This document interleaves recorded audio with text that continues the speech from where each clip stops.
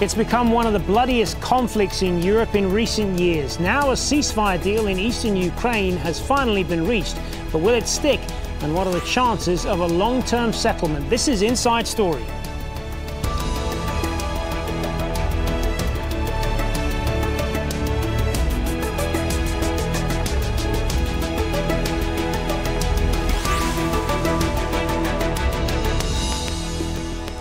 Hello and welcome to the program. I'm Hazem Seeker. It took them all night and well into Thursday morning to thrash out a deal, but the leaders of Russia, Ukraine, France and Germany have hammered out a ceasefire agreement in the Ukrainian conflict. A number of issues are yet to be resolved, including control of the Ukrainian border, which will be agreed on by the end of the year. But the deal does represent a breakthrough in a conflict that has intensified in recent months. Let's take a listen to what some of the leaders had to say after the deal was announced in Minsk. We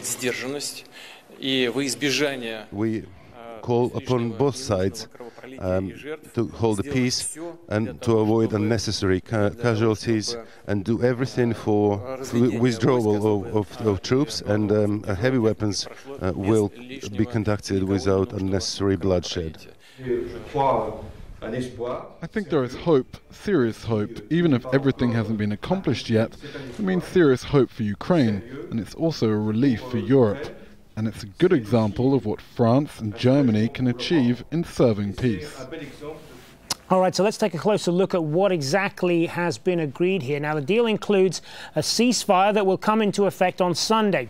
The leaders have also agreed to a withdrawal of heavy weaponry from the front lines of the conflict, as well as a withdrawal of all foreign military forces or mercenaries from Ukraine, and a release and exchange of prisoners held on both sides. The agreement also includes the prospect of constitutional reform by the end of the year to allow decentralization in rebel-held areas. Let's bring in our guest now to talk more about this. In Kiev, we have Alexei Harin, a political analyst and professor of comparative politics at Kiev Morila Academy. In Berlin, we have Olaf Bunker, director of the European Council on Foreign Relations in Berlin. Olaf was a former senior foreign and European policy advisor in the German national government. And joining us from Moscow, Dmitry Babich, a journalist and radio host of Voice of Russia. Welcome, all three of you. Alexei Harin, if I could start with you. I suppose the obvious question here is this a deal that is going to work? I don't know. Actually, this is a question to Mr. Putin, because the present deal is based on Minsk agreements, which were signed on September 5th, and basically it corresponds to Minsk agreement. But for half a year they were not performed. There were constant violations. First of all, from the Russian side, because Russia is a part of the conflict. Russian soldiers and officers and weapons are in Ukraine, although they are called volunteers, but there are proved facts that these are Russian soldiers who are on vacation in Ukraine with weapons, tanks and rocket artillery. And 2 days ago there was a shelling of Ukrainian town of Kramatorsk, which is 120 kilometers from the front line. It was shelled from reactive artillery system called Tornado, a very sophisticated one, which Ukrainian army doesn't have, and definitely pro-Russian separatists cannot operate it. So clear it was done with support of Russian officers. So the question whether this ceasefire would be feasible and will work, first of all, depends on Mr. Putin. Dmitry Babich, dare I say it, I'm sure you disagree with most of what was just said there, but I want to ask you as well, the same question to you. Is this ceasefire going to hold? Well, I hope it will hold because the casualties on both sides were terrible, and the ceasefire presupposes this time that there would be a security zone of 50 kilometers on both sides of the front line. Basically, the idea is that there will be a constitutional reform conducted in the east of Ukraine. It will be given some special status, and then the border with Russia will be again controlled by the Ukrainian government. That can only happen when normal economic life is restarted there, because right now the Ukrainian government has stopped all banking activity in that area, it doesn't pay pensions, it doesn't pay public sector salaries. So for this area, for the rebel regions, their only lifeline is the border with Russia.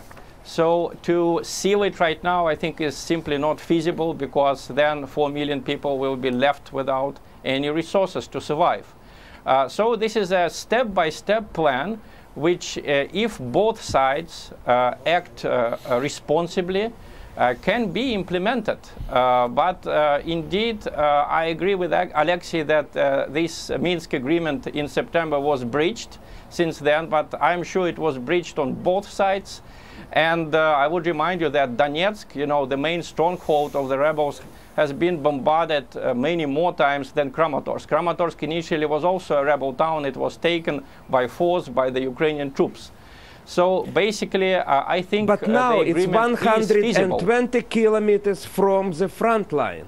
So now Kramatorsk is 120 kilometers from the front line. So how with can the we Ukrainian explain special that services arresting people there and making them silent? Yes, well, Mr. Poroshenko came there minutes after the missile landed there. All right, gentlemen, no one's going to be hurt if we're both talking at the same time. Let me just jump in here for a second and get Olaf Bernker's perspective on this. I mean, what we're just seeing there is kind of part of the problem, I suppose, going forward. But I want to ask you as well, because this was a deal that was brokered by European leaders from France and Germany. What measures, if any, will be in place to verify that both sides will withdraw their forces and that they will stick to this ceasefire? So I would say there's hardly any hard tools we have in our box, speaking on behalf of the European side. So I think it's the major issue, as you could see in both statements, I think, is the huge mistrust which took the scene for now more than a year. And I think regaining trust on both sides, that you can rely on the word of the others. This was exactly as both gentlemen said, the problem with the first Minsk agreement. So we agreed on something on paper, but actually, obviously, none of the both sides actually trusted the others, and actually it has never been implemented. So in a way, we are back to square one now, with much more clearer and more detailed outlines of what we agreed upon. We have clear dates now. In 2 days of time, we should start with the withdrawal, and then it's up to us to see. I think, but in the end, we just have the diplomatic measures, at least speaking for the Europeans. Of course, if you take the American threat by delivering weapons to the Ukrainian side, so this, of course, could turn this cold conflict much more faster into a hot one again. I want to ask you, if I could turn back to you then, Alexei Haran. There seems to be some fundamental disagreement between the two main protagonists on the future of eastern Ukraine, and the status of the people there. Now, if you talk to the Russian President Vladimir Putin, he made it clear that this agreement envisages a ceasefire and provisions for border controls and a special status, some sort of autonomous status for the people there. Yet the Ukrainian President Petro Poroshenko says that they've agreed to no such thing. That's going to be a potential sticking point, isn't it? That's going to be some heated debate there. Yeah, let me clarify. Let me give you some figures. So when you are talking about eastern Ukraine, do you know how much the territory of Ukraine is controlled by pro-Russian rebels? Do you have an idea? What is the percentage? So I will give you the figure. It's 3% of Ukrainian territory. So when you are talking about the eastern Ukraine, simply this is not correct, because most of eastern Ukraine is supporting Kiev, is supporting Ukrainian territorial integrity, and only part of Donbass, only part, exactly 3% of Ukrainian territory are controlled at this point by pro-Russian separatists with direct support from Russia. And the main problem when you are talking about two sides is not, the one side is definitely Ukraine, and the other side is Russia and pro-Russian separatists which are directed by Russia. So this is very important to understand when we are talking about the future of this region, because Russia would like to portray the so-called separatists as representative of Donbass region. This is simply not true. I gave you figures. So yes, there would be a long road. It would be it would not be easy to solve all of it, but without direct interference from abroad, for Ukrainians it would be much more easier to find solution for the problem. And let me remind you that there are no American weapons or American soldiers or Western or NATO soldiers, NATO weapons in Ukraine, but there is Russian weapon and Russian soldiers on the territory of Ukraine. This was testified by many organizations, by OSCE, by NATO, by Council of Europe, so these are proved facts. Let's keep it in mind. All right, let's get Dimitri's response to that, and I want to ask you specifically, Dimitri, about the contention of Alexei that these separatist fighters don't represent much of the eastern region of Ukraine. What do you say to that?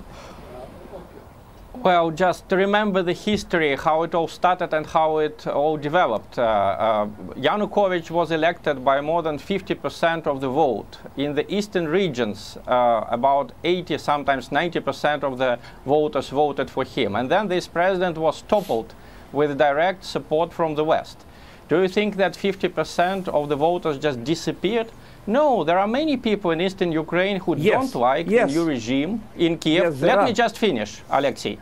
There are such people, and of course they don't want to live under this regime, especially after it used aviation and artillery to destroy a lot of homes in places like Donetsk and Lugansk. And indeed, geographically, this is not huge territory, but it includes two big cities, Donetsk and Luhansk. And this is the reason why I think it's very important that heavy arms will be retreated from the front line, because most of the casualties are in the big cities, which are bombarded mostly by the Ukrainian army and the so-called voluntary battalions. What is very important in this agreement is that all illegal formations should be disbanded. And the illegal formations, from the point of view of Kiev, these are the self-defense forces of Donbass. From the point of view of Donbass, these are the so-called voluntary battalions from Kiev, Ukrainian nationalists. So indeed, I agree with all of them. How do you define voluntary? Are they all Ukrainian? Because there are reports that these are Russian soldiers. No. Voluntary battalions on the Ukrainian side, this is the so-called National Guard. These are the activists who fought on the Maidan Square, formerly the so-called peaceful protesters with Molotov cocktails. Alexei, let me finish. I didn't interrupt you. And of course, the main problem is, Olaf is right, it's the problem of trust.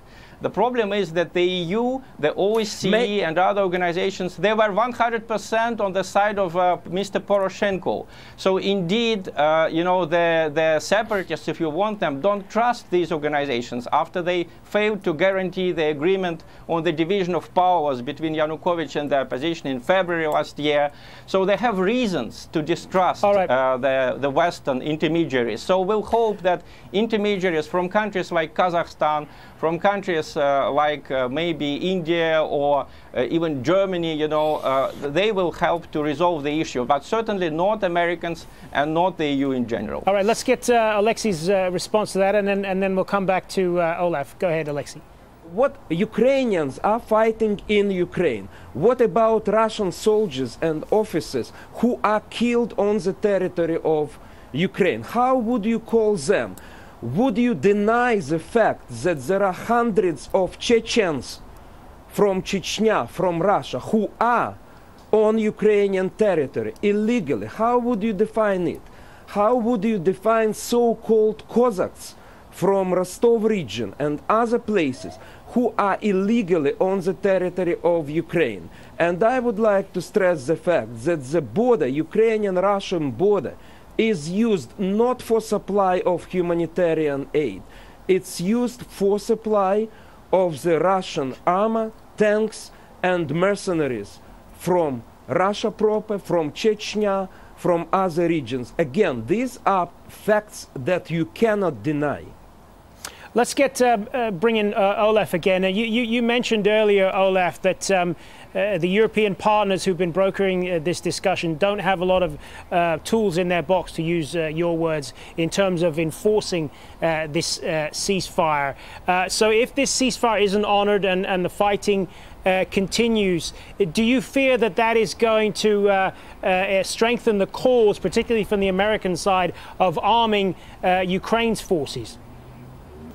In a way, I think this could be one of the consequences, definitely. So we also have this discussion within Europe, and so by the strong argument and the strong plea by German Chancellor Angela Merkel, so she made quite clear, okay, I'm somehow in the lead for this. I feel personally committed to this. This is why she took the initiative to travel to Moscow to talk to Mr. Putin in companion with Mr. President Hollande. But of course, if all her efforts and all the efforts of the European Union, and she's completely backed, I think, by the Europeans in her mission, will fail, then of course her argument in a way to solve this conflict without any force might be weakened. And then of course those who said, okay, we have to talk in a much stronger, harder language to Mr. Putin and the rebels, might be in some kind of an advantageous position. It doesn't have to come to that conclusion, but of course that would be a much more realistic option than it is not right now. Dimitri, what do you say to those accusations, particularly from the West, that Russia has instigated much of this, and that this is a big reason why why we've seen the fighting that we've seen over the last year or so? Well, there is a very small, simple argument against it. Look where the refugees from that area go. We have 440,000 registered refugees from this area, from eastern Ukraine and Russia. They applied for refugee status. You can't falsify that. More people are fleeing to Russia from this area than there are people fleeing to Kiev. There are, in fact, about 3/4 of the refugees going to Russia. So in history, there was no case when a country would attack another country and then the victim, you know, the citizens of the victim country would flee towards the aggressor.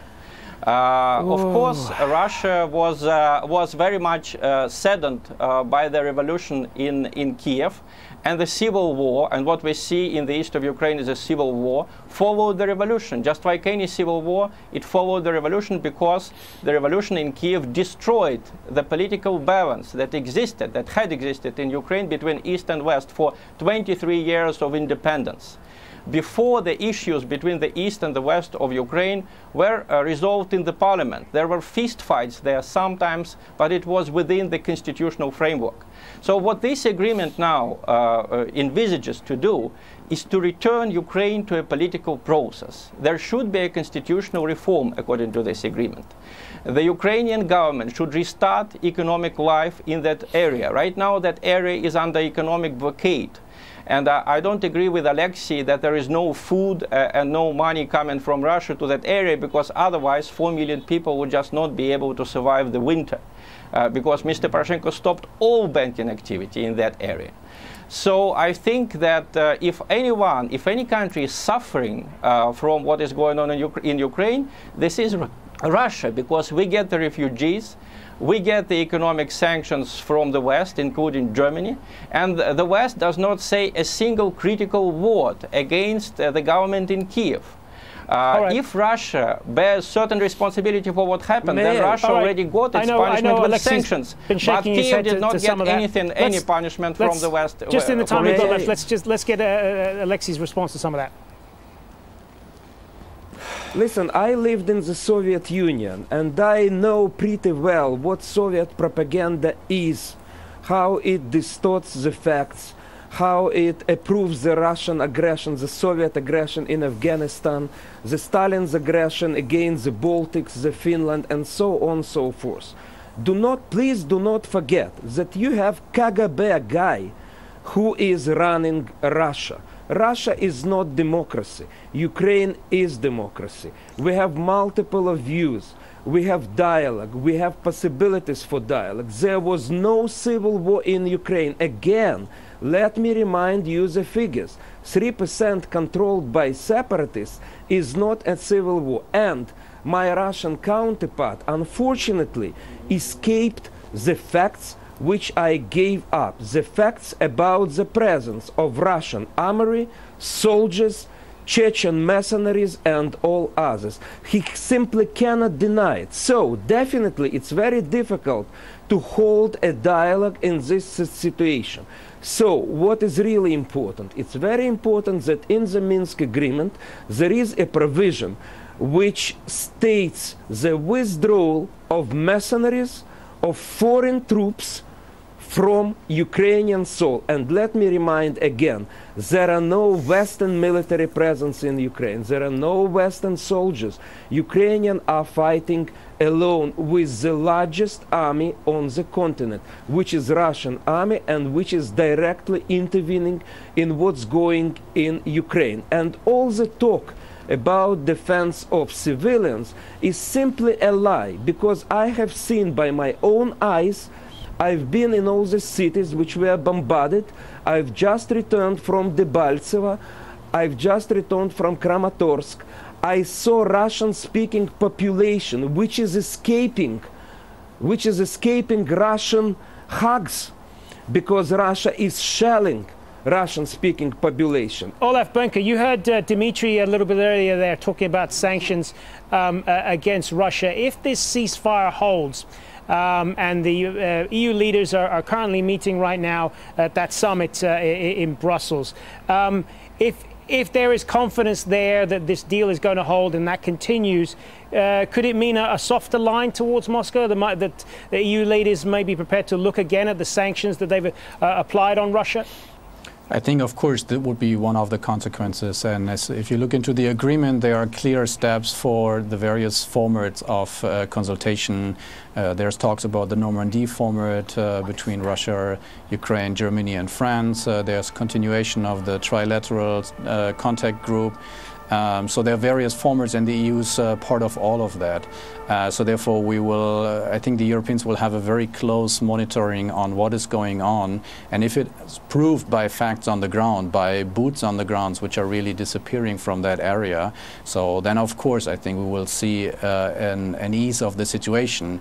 In which dimension or what level, so I think that's too early to tell, because it really depends on what's going on now and how the implementation will go on. And of course, the implementation is addressed to both sides. So because it's not just the Russian side, it's also, of course, as it has been mentioned, about constitutional reforms for the Kiev government. It's also about an economic program for Ukraine in its current shape.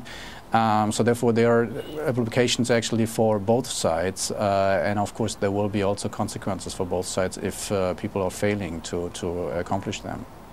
Just briefly then, Olaf, just in the minute that we've got left, I mean, how do you see this playing out? Are you confident that this is a deal that will stick, particularly given the fact that the previous ceasefire agreement in September didn't, and there are a number of skeptics out there on both sides who are not entirely confident of what's been agreed to here?